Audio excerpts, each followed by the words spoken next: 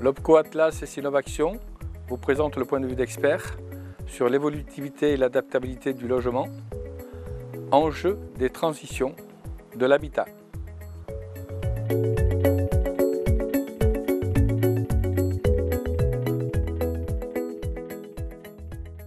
Comment vous, dans le cadre de votre fonction, vous abordez, je dirais, cet enjeu aujourd'hui de l'évolutivité de l'habitat, sachant que on avait fait, nous, un premier constat avant le Covid, que l'évolution des modes de vie avait forcément une incidence sur l'attractivité du logement et les attentes des usagers n'étaient pas les mêmes. Et le Covid a renforcé effectivement l'intention de se pencher sur la question parce que certains habitats n'apparaissaient plus adaptés, je dirais, au contexte que les usagers avaient à affronter.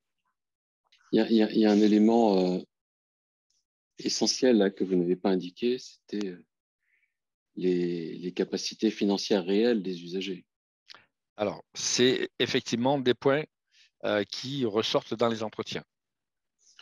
Parce que avec tous les pièges donc, qui existent autour de l'analyse des capacités à acheter en particulier, et donc c'est pas nouveau, hein, donc dans mes précédentes fonctions, les marchands de biens ont tendance à pas mal occulter un certain nombre de coûts de fonctionnement en lien avec le bien acheté. Alors, les coûts de fonctionnement étant des coûts de fonctionnement donc propres au bien lui-même et des coûts de fonctionnement liés au positionnement du bien. Et c'est ça les gilets jaunes. Voilà, donc c'est un sujet qui me paraît vraiment essentiel. Être capable donc de mettre sur la table donc le lien entre fonctionnalité réelle et capacité financière.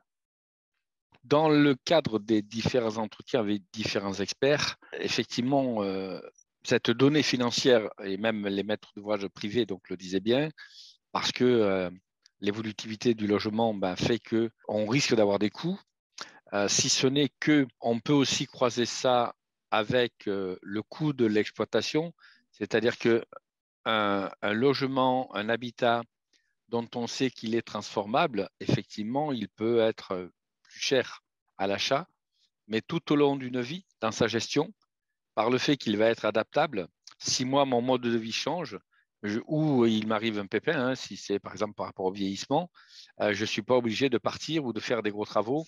Au départ, on peut imaginer que c'est des choses qui vont arriver plus chères, mais si on pouvait faire la parenthèse avec la notion de coût global, par rapport à une gestion d'un patrimoine tout au long de la vie, c'est peut-être pas si évident que ça. Alors, c'est pas évident du tout. Et il faut avoir effectivement deux approches. Une approche donc, par rapport à l'usager. Hein. Donc, Oui. donc, il faut avoir une approche sur les capacités financières instantanées et une approche sur les dépenses tout au long de la vie. Ce sont deux choses distinctes. Oui, complètement. Et quand moi j'évoquais le problème des coûts de fonctionnement interne-externe, c'était dans l'approche instantanée, ce n'était pas par rapport à la dépense tout au long de la vie. C'est-à-dire que j'ai vu, très concrètement, des personnes qui, déposant un permis de construire, donc vous savez ce que je faisais avant? Non, vous ne m'avez pas dit non. Vous ne le savez pas. Donc ça ne se sait pas, pourtant c'est sur LinkedIn. Donc j'étais directeur départemental des territoires avant. D'accord. Donc, je m'occupais aussi bien des enjeux d'urbanisme, d'environnement, de permis de construire, d'installation des agriculteurs, de machin, de bidule et de chouette, et de Vous, êtes- transport. vous étiez dans le sud-ouest? Non, non, non, non, j'étais Non? dans la Loire D'accord. et avant en Saône-et-Loire. Ok. Et donc, il est arrivé assez fréquemment que je rencontre des couples relativement jeunes ou pas d'ailleurs, qui allaient s'installer à X kilomètres de leur lieu de travail, le X étant relativement grand, au motif que ben, ça leur permettait de boucler leur budget. Mais ils oubliaient de compter leur coût de transport, C'est ça. le coût d'achat de la deuxième voiture, Mm, etc., etc. tout à fait. Et puis dès lors qu'il fallait rajouter ça, bah ça coinçait complètement. Et dès lors que les coûts d'énergie liés au transport donc, augmentent comme ils augmentent aujourd'hui, et puis ils ne vont pas s'arrêter là, ça ne marche plus du tout. Donc c'est ça le premier truc que je disais. Alors par rapport à l'approche tout au long de la vie, donc c'est essentiel aussi cette réflexion, mais c'est une réflexion qui est à un niveau supérieur par rapport à celle que j'évoque. Et donc c'est une bonne réflexion. On a un surcoût initial, mais on va avoir, in fine, un bilan économique plus intéressant. Donc, sur cette théorie du coût global, je suis intervenu sur le sujet depuis de très, très nombreuses années.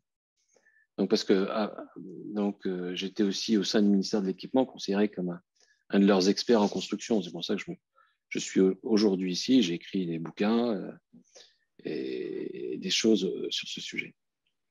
Et donc, il est clair qu'une bonne optimisation du programme et du projet de construction, ça, au final, donc, permet d'avoir un coût global bien meilleur que s'il n'y a pas une bonne réflexion sur le programme et s'il n'y a pas un bon travail sur la conception. Le sujet économique est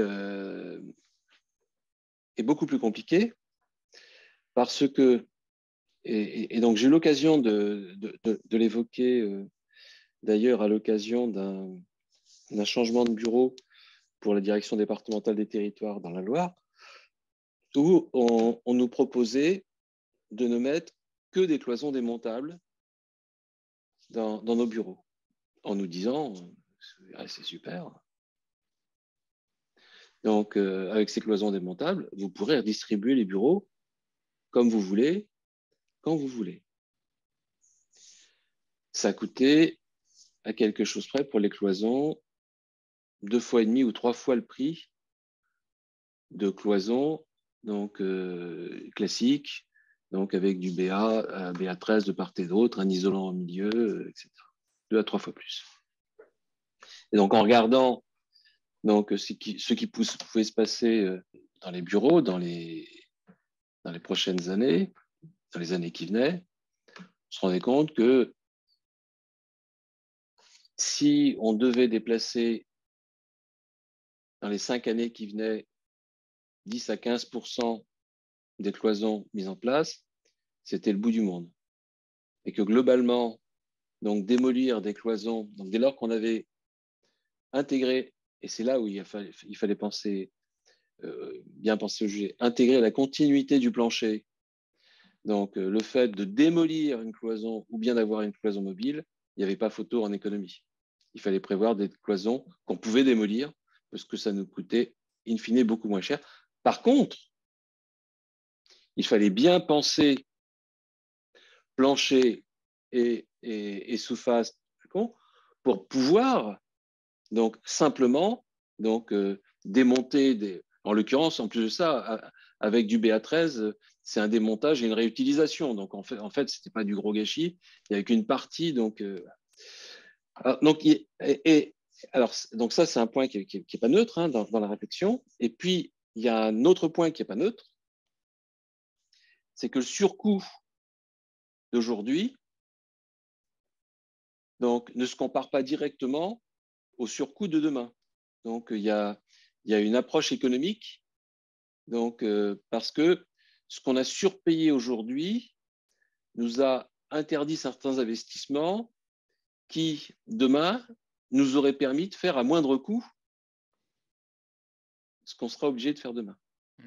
D'accord ? Donc, toutes ces réflexions économiques sont assez compliquées, mais il ne faut surtout pas les occulter parce qu'autrement, on sera uniquement sur une position dogmatique. Et puis, une position dogmatique, bah, c'est toujours compliqué à porter parce qu'un dogme face à un dogme, ça fait la guerre, ça ne fait pas un approche collective. Alors que si on a une approche complète, donc avec une valorisation économique des choix, on peut effectivement discuter et on peut discuter l'arbitrage. Quels sont les autres leviers si on ne veut pas avoir demain des gens qui, dans leur logement, ne seront plus en capacité de chauffer l'intégralité des pièces et finalement auront sur un habitat de 80 mètres carrés quasiment 30% qu'ils n'occuperont pas où ils mettront des cartons, enfin, ce qui est une ineptie en termes de gestion.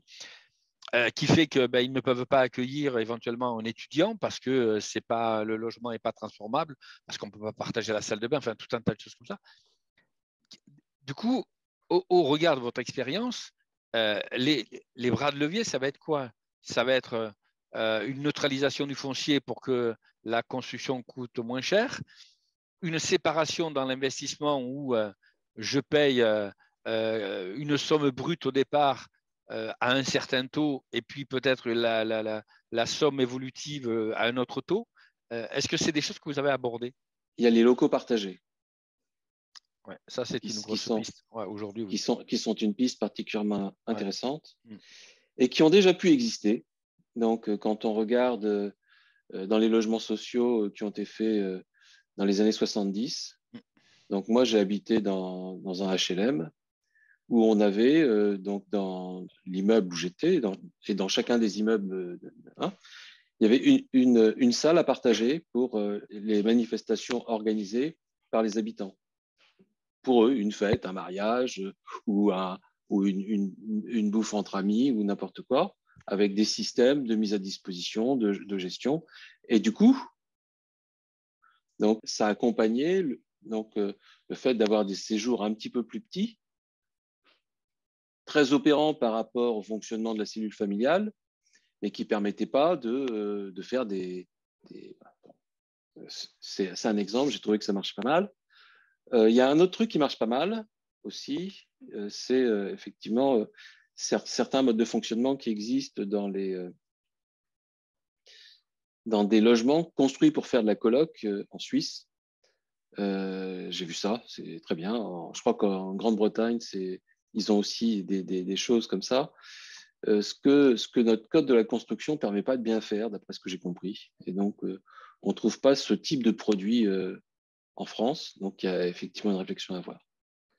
Alors après ça, je reviendrai sur une autre réflexion, c'est sur ce que vous avez fait juste avant, sur la problématique de l'accessibilité d'un logement pour des personnes handicapées, quelle que soit la forme la forme sous laquelle il aura contracté le handicap, la personne en question.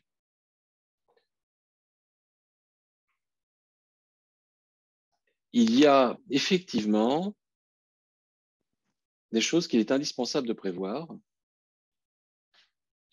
pour permettre une adaptation facile. Donc, sur la possibilité d'agrandir des ouvertures,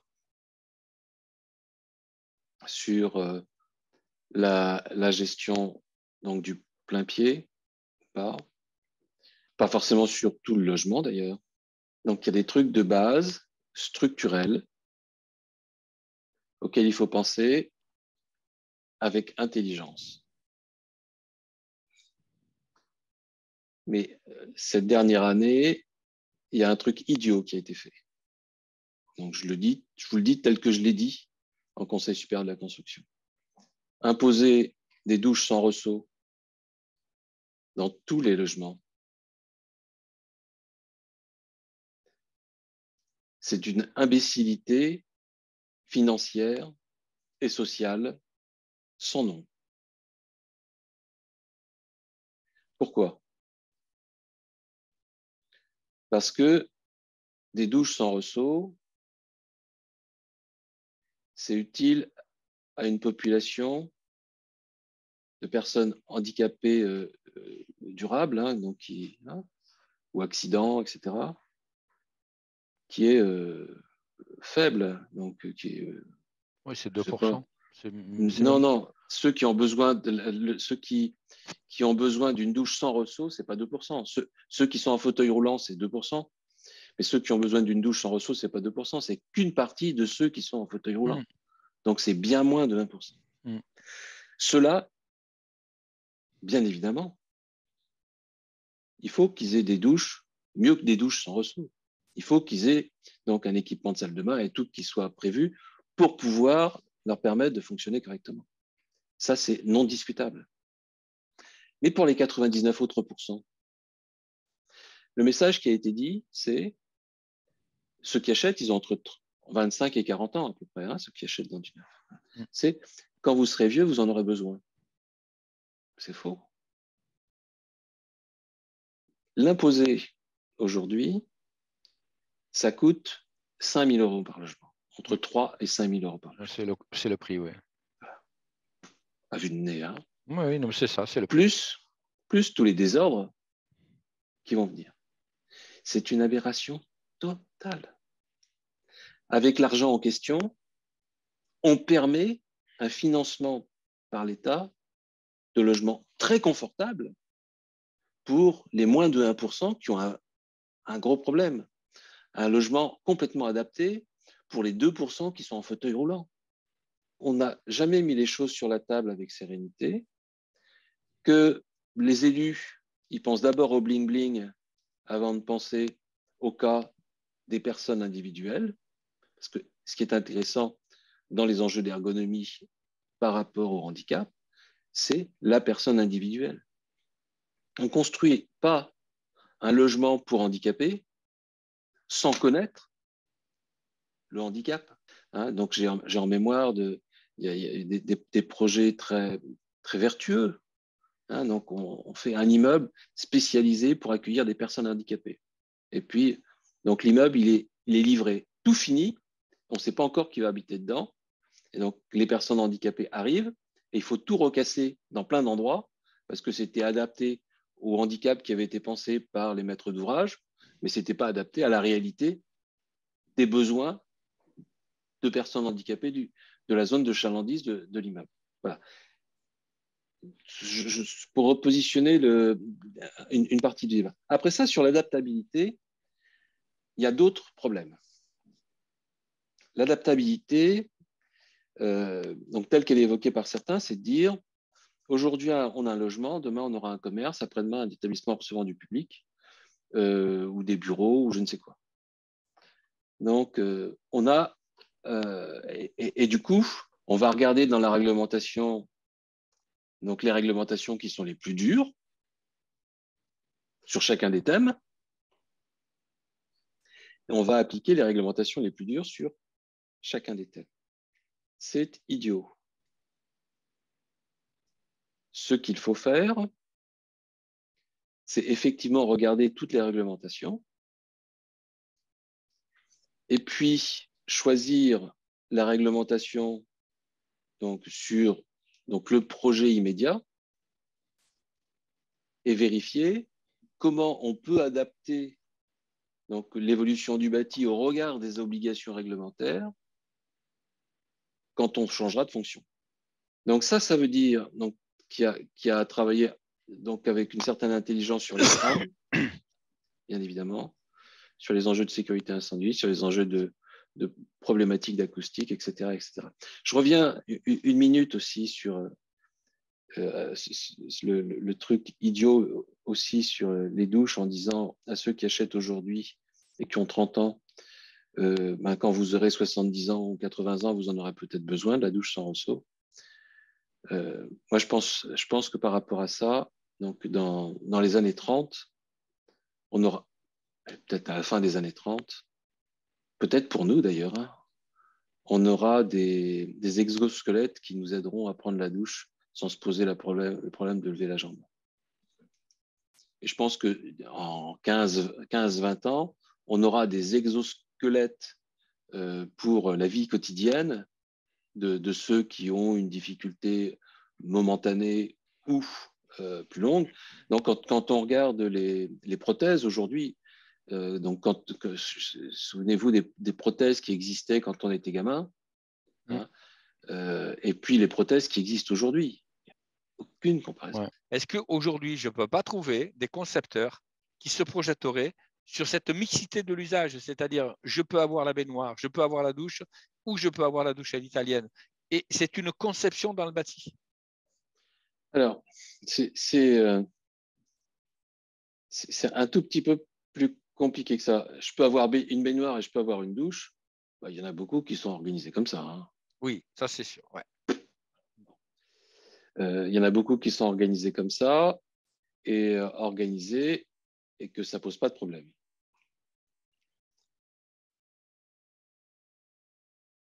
La douche à l'italienne, elle pose plein de problèmes. En maison individuelle, les problèmes, tant pis pour la personne, hein. Ouais, c'est ça. Moi j'ai d'autres problèmes. Moi, j'ai des problèmes de dos. Eh ben, nettoyer une douche à l'italienne, c'est pas sympa du tout. J'ai une compagne donc, qui me dit, donc c'est amusant qu'elle ait discuté de ça avec des amis, c'est que c'est bien sympa, mais quand on perd des cheveux longs, c'est pas pratique non plus. C'est vrai. Un certain nombre de choses pas pratiques.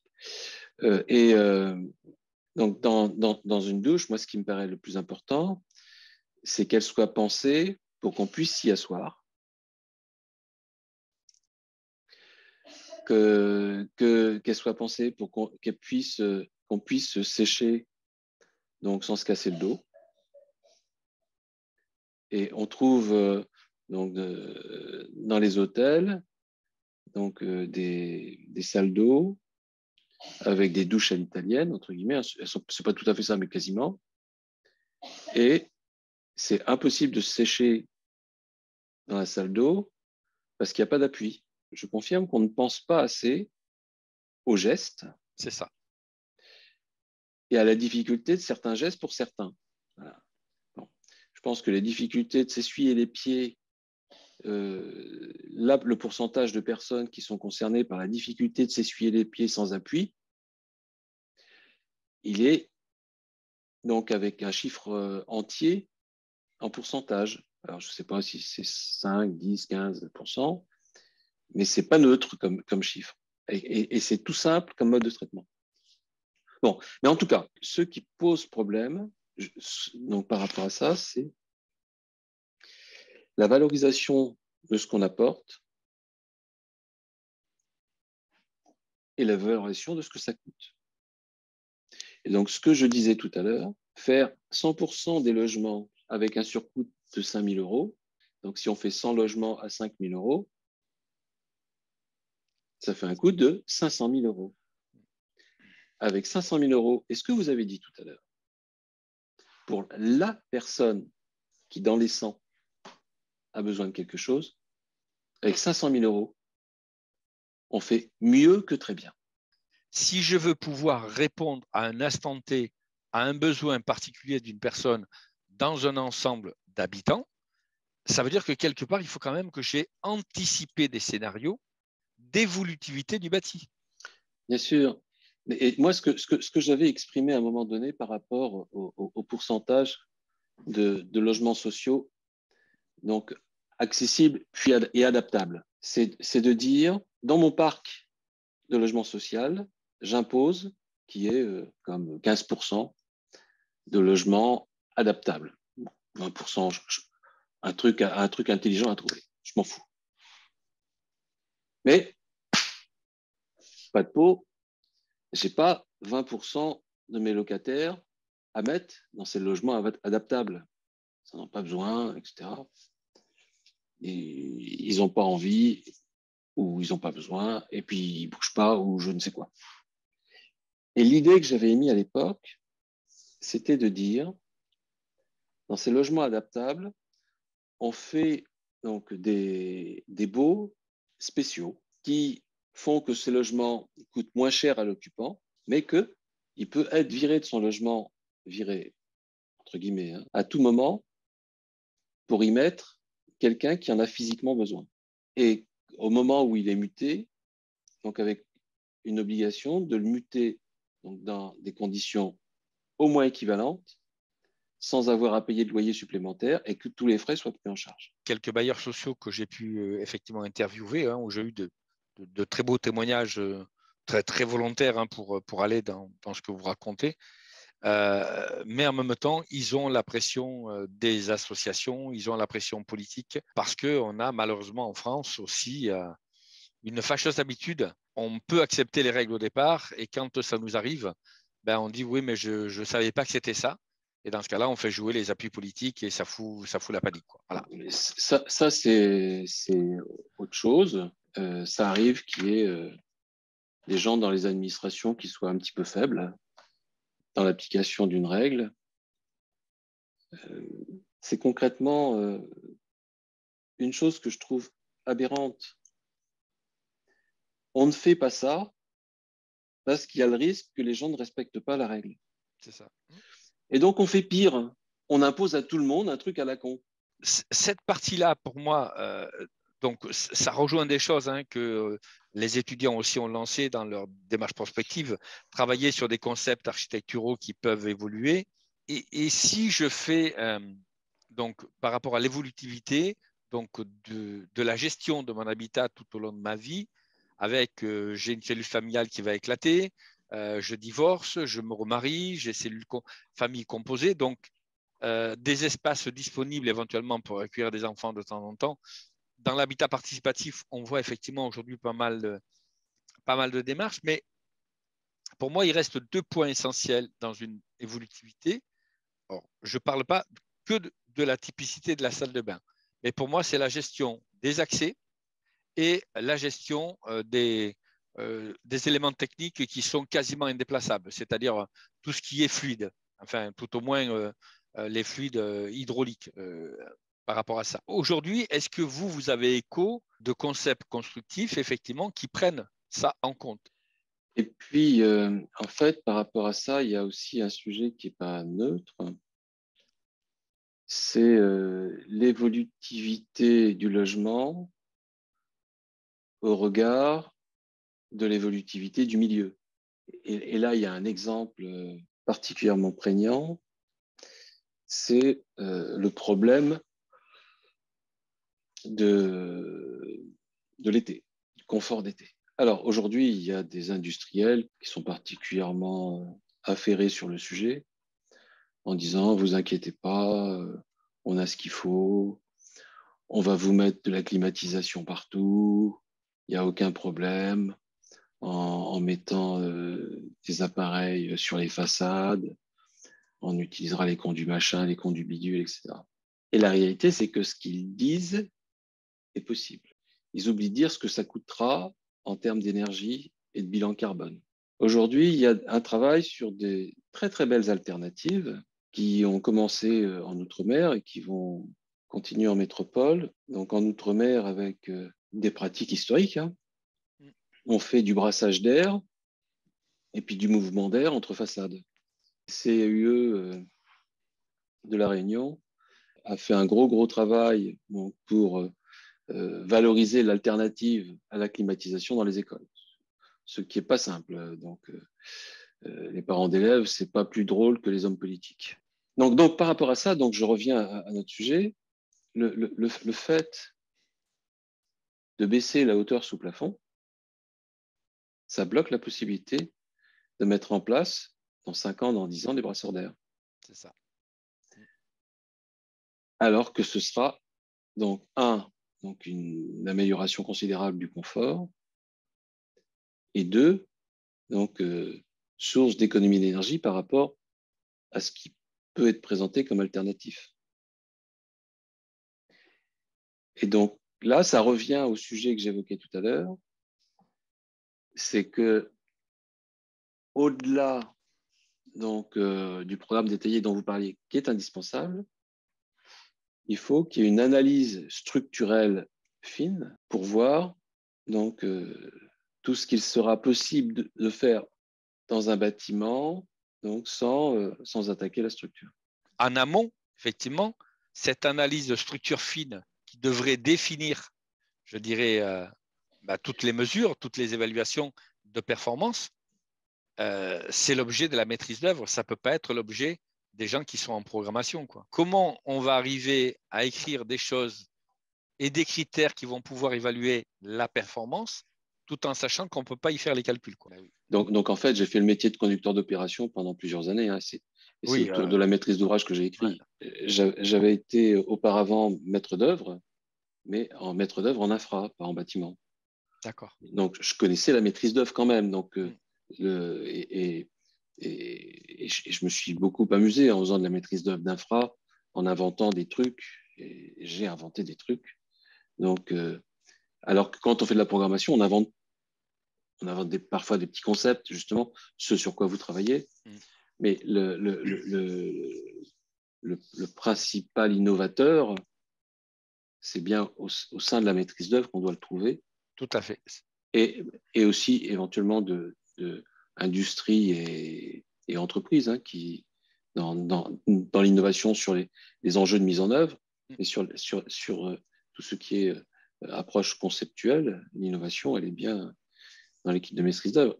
Et du coup, donc il faut forcer cette réflexion, comme je l'ai indiqué, c'est-à-dire de dire, donc il y a deux approches à avoir, et c'est pas idiot ce qui est prévu dans la loi. Hein. Donc il doit y avoir l'approche donc de réponse au programme avec des intelligences autour de ça. Et puis il y a une deuxième approche, c'est s'assurer du fonctionnement structurel de l'opération avec une réelle adaptabilité aux évolutions truc-muche ou machin chose. Effectivement, si on a à rajouter une cellule, il faut qu'on puisse rajouter une cellule. Est-ce que vous, en quelques mots, vous auriez les mots forts qui feraient que demain, on s'engage vraiment? Donner les moyens et le temps à la réflexion programmatique et à la production conceptuelle. Je vous remercie très chaleureusement.